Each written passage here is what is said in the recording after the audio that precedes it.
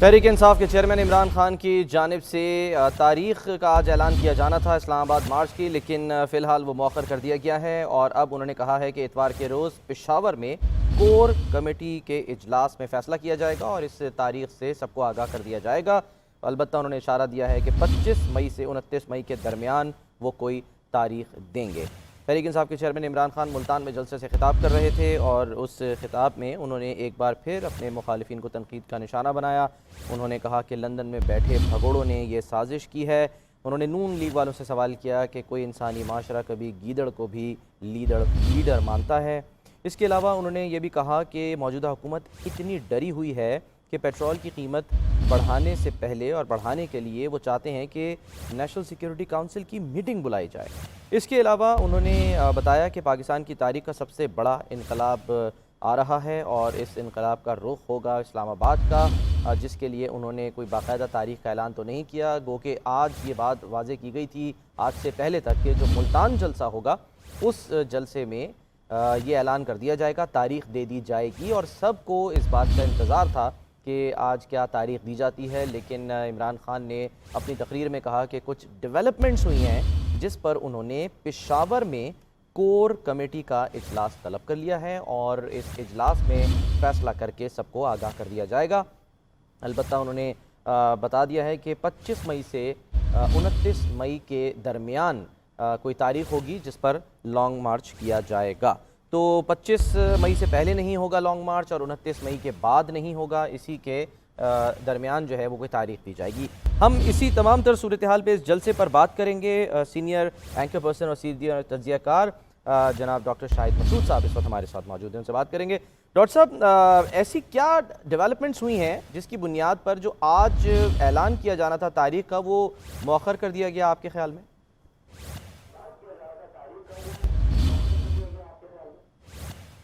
جی، آج تاریخ اعلان ہونا تھا آج بالکل،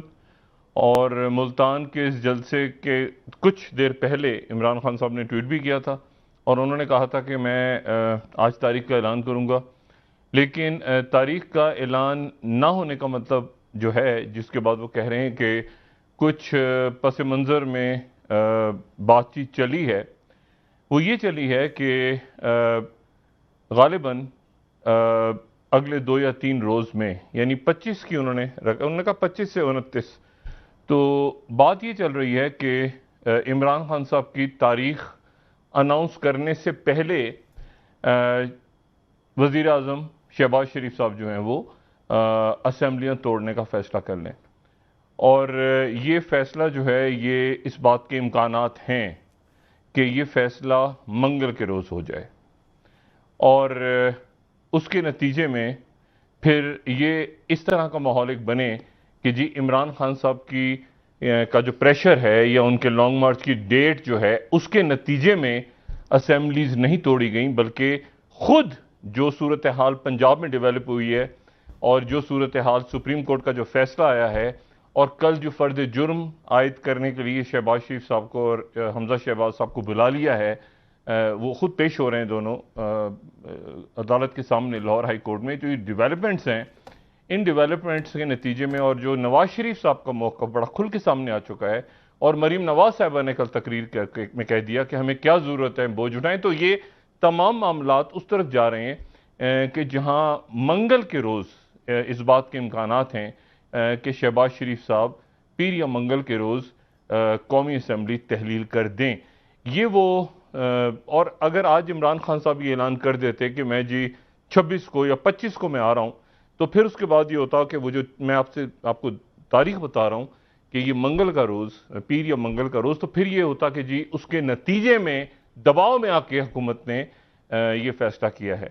تو یہ جو بیک ڈور ڈپلومیسی ہے، یہ بیک ڈور چینل جو بھی کھلے ہیں وہ اس لیے کھلے ہیں کہ عمران خان صاحب اپنی تاریخ آگے کریں اور اس سے پہلے شہباز شریف صاحب قومی اسمبلی کو تحلیل کرنے کا اعلان کر دیں۔ اور میں یہ بھی بتا دوں کہ جب قومی اسمبلی تحلیل ہوگی تو اس کے ساتھ ہی صوبائی اسمبلیاں بھی تحلیل ہونی شروع ہو جائیں گی۔ جی ٹھیک ڈاکٹر صاحب، لیکن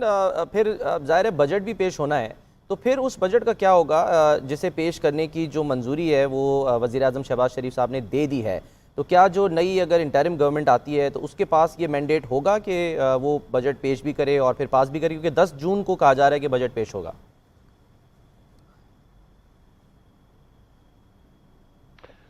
دیکھیں یہ جو تاریخ دی ہے نا 10 جون کی، یہ تاریخ میں نے آپ سے بات کی کہ یہ جو بیک ڈور ٹاکس ہیں یہ فیل بھی ہو سکتی ہیں، لیکن اس کو جو ڈیلے کیا گیا ہے ادھر سے انہوں نے کہا ہے کہ 10 جون کے جی ہم بالکل مطمئن ہیں، کوئی سکون ہے، کوئی ہمیں پینک نہیں ہے کسی بھی قسم کا۔ بجٹ جو ہے وہ انٹرم سیٹ اپ میں بھی پیش ہو سکتا ہے، پیش ہوا ہے ماضی میں، اور بعد میں جب اسمبلیز آ جاتی ہیں تو اس کو انڈورس کر دیتی ہیں۔ جیسے مشرف صاحب کے دور میں اسمبلیز نہیں تھیں، لیکن جب بعد میں الیکشنز ہوئے اور اسمبلیز بنی تو انہوں نے پچھلے بجٹس کو انڈورس کر دیا۔ تو یہاں پر جو ماہر قانون ہیں مختلف، کچھ کی رائے ہے کہ جی اسمبلیز میں ہی پیش ہونا ضروری ہے، اور لیکن بہت سے لوگ یہاں پہ جو آئین اور قانون کو جانتے ہیں وہ کہتے ہیں کہ اگر ایسے حالات پیدا ہو جائیں ملک میں جہاں پہ ایک سیٹ اپ کا، ایک سسٹم کا چلنا دشوار ہو جائے اور وہ مشکل فیصلے نہ لے پائیں اور نہ کر پائیں، اور اس کے بعد یہ جو صورتحال بنی ہے کہ جس میں سارا برڈن جو ہے وہ لینے کو تیار نہیں ہے مسلم لیگ کی قیادت، اور وہ کھل کے کہہ رہی ہے کہ ہم ان کا بوجھ کیوں لیں اور الیکشنز کی طرف جانا چاہیے، نواز شریف صاحب بھی کہہ رہے ہیں، عمران خان صاحب بھی کہہ رہے ہیں، تو یہ اگر بجٹ پیش ہو جاتا ہے انٹرم سیٹ اپ کے اندر بھی، تو وہ جو اگلی اسمبلیز آئیں گی وہ اسمبلیز ان کو اس بجٹ کو انڈورس کر دیں گی، یا وہ ایک انٹرم پیریڈ کا بجٹ بھی ہو سکتا ہے۔ یہ بھی ہو سکتا ہے کہ یعنی وہ بجٹ جو ہے وہ 2 مہینے کا، 3 مہینے کا، اس مدت کا بجٹ، اور پھر اگلی اسمبلی آئے تو وہ پھر ایک طویل المدتی پلاننگ کرے۔ تو مختلف یہاں پہ ایسی آراء موجود ہیں جس کے مطابق بجٹ انٹرم سیٹ اپ میں آ سکتا ہے۔ اور ڈاکٹر صاحب آپ کو کیا لگتا ہے کہ اس تمام تر صورتحال میں جو سیاسی فائدہ ہے وہ زیادہ کس کو ہوگا، اور پھر آنے والے دنوں میں الیکشنز جو ہیں وہ کس مہینے میں پھر آپ دیکھ رہے ہیں؟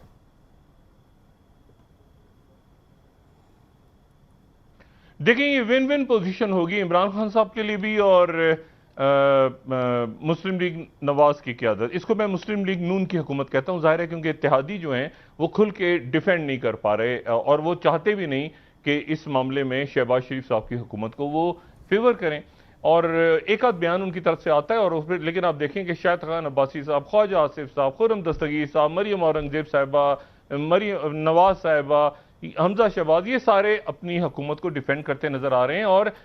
یہ سارا ان کے لیے بھی ایک وننگ پوزیشن ہے کہ ان کا ووٹ بینک بالکل صفر ہو جائے گا اگر وہ یہ دیکھیں آئی ایم ایف کے ساتھ تقریباً تمام شرائط طے انہوں نے مان لی ہیں، یعنی آئی ایم ایف نہیں کسی قسم کی رعایت دینے کو تیار ہو رہا۔ اب اگر آئی ایم ایف کے ساتھ تمام شرائط بھی مان لی ہیں، انہوں نے بوجھ بھی جو ہے وہ ڈالنا ہے عوام پہ، تو وہ کیوں یہ سارا کا سارا، تو وہ کہتے ہیں کہ نکلو یہاں سے، اور ہم کیوں ملبہ اٹھا رہے ہیں، یہ مریم نواز صاحبہ کہہ چکی ہیں، تو ان کے لیے بھی ایک طرح سے وننگ پوزیشن ہے، کوئی ریلیف نہیں مل رہی عدالتوں کے اندر۔ آپ دیکھیں کہ پنجاب حکومت اڑ گئی ہے آج، اب آپ چھوڑ دیں کہ اس میں کیا ہوگا، گورنر آئے گا، یہ اپیل میں جائیں گے، سپریم کورٹ میں جائیں گے، سپریم کورٹ پہلے اپنی رائے دے چکے، وہ پھنسے ہوئے ہیں وہاں۔ یہاں پر مرکز کے اندر جو ہے، مرکز کے اندر بھی یہی صورتحال ہے کہ ٹرانسفر پوسٹنگز ہو نہیں سکتی، ہو سکتا ہے کہ اگلی جو سماعت ہو اس کے اوپر وہ ای سی ایل بحال ہو جائے، تو ایک پریشر ایسا ہے جو بلڈ ہو رہا ہے عدالتوں کے تھرو، الیکشن کمیشن کے تھرو۔ اب اس میں وہ ظاہر ہے کہ وہ لیکن